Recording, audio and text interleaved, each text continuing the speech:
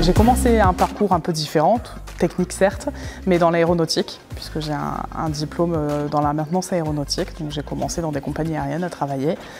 Et à la demande de mes parents, il y a une quinzaine d'années, qui ont demandé un coup de main. J'ai accepté. Au départ, c'était pour 6 mois. Et aujourd'hui, 15 ans après, je suis toujours ici et j'ai pris la succession de l'entreprise de mes parents en la dirigeant.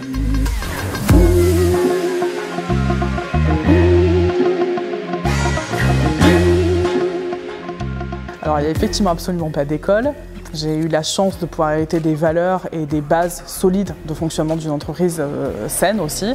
Après, je dirais que j'ai appris, l'école a été celle d'apprendre à côté de mes parents pendant une dizaine d'années. La particularité, je dirais, du chef d'entreprise, pour ma part en tout cas, ce serait d'être polyvalent. C'est un des traits de caractère qu'il faut avoir. Il faut aussi avoir la curiosité d'être un peu touche à tout, puisqu'on est en tant que chef d'entreprise, je pense, multi-casquette, multi-métier. Je dirais qu'il y a des prérequis, effectivement, où du coup, chaque personne aura des facilités. Moi, j'ai des facilités dans certaines parties où j'ai un côté peut-être un peu plus diplomate, j'aime bien concilier.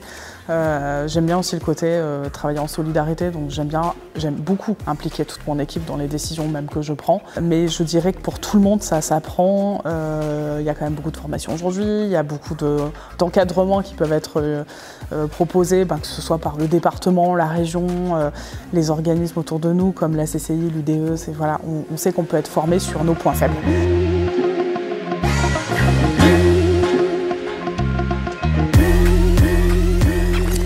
Moi j'adore, c'est un territoire qui est très qualitatif, forcément qui apporte un gros confort aussi. Le département des Alpes-de-Provence, il apporte, à mon sens, de grandes qualités humaines. On est vraiment sur un contact humain avec tous les acteurs.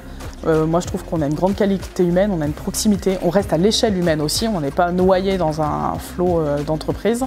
On a un énorme encadrement et il me semble que c'est des valeurs qui sont très importantes.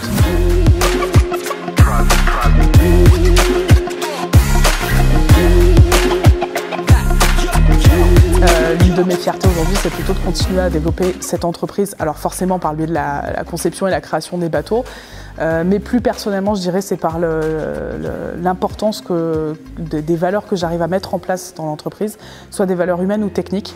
Les valeurs humaines, j'aime vraiment beaucoup ce travail qu'on a en équipe en permanence. J'ai réussi à intégrer dans la production des bateaux des fibres végétales, du développement durable, du recyclage, à quasiment 95% des bateaux en fin de vie, des panneaux photovoltaïques également sur les bateaux, donc c'est aussi tout ça. On part avec une facilité quand on fait du bateau électrique, donc il faut aller chercher un peu plus loin dans des valeurs un peu plus responsables.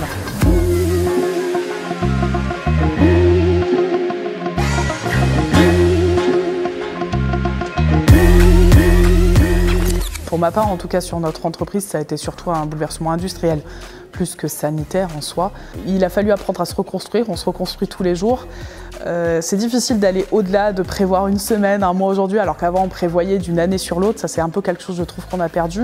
Je dirais plutôt que nous, ça pousse un peu à l'aventure. On sent une âme d'aventurier actuellement, les chefs d'entreprise, et je pense du coup les équipes aussi, à se dire, chaque journée est différente, on se challenge tous les jours un peu plus, et on avance petit à petit, on se construit petit à petit aussi nos propres bases dans effectivement un milieu industriel, économique qui a été bouleversé.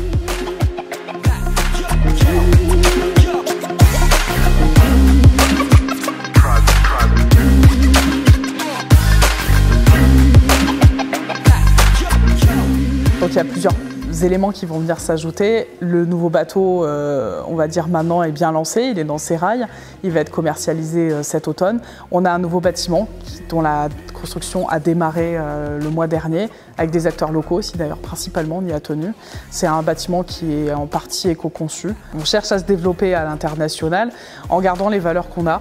C'est aussi tout l'intérêt, c'est que c'est des valeurs qui collent bien au territoire, et français et des Alpes-de-Provence. La partie éco-conception, la partie un peu écologique finalement d'une industrie nautique qui ne va pas forcément trop dans ce sens-là.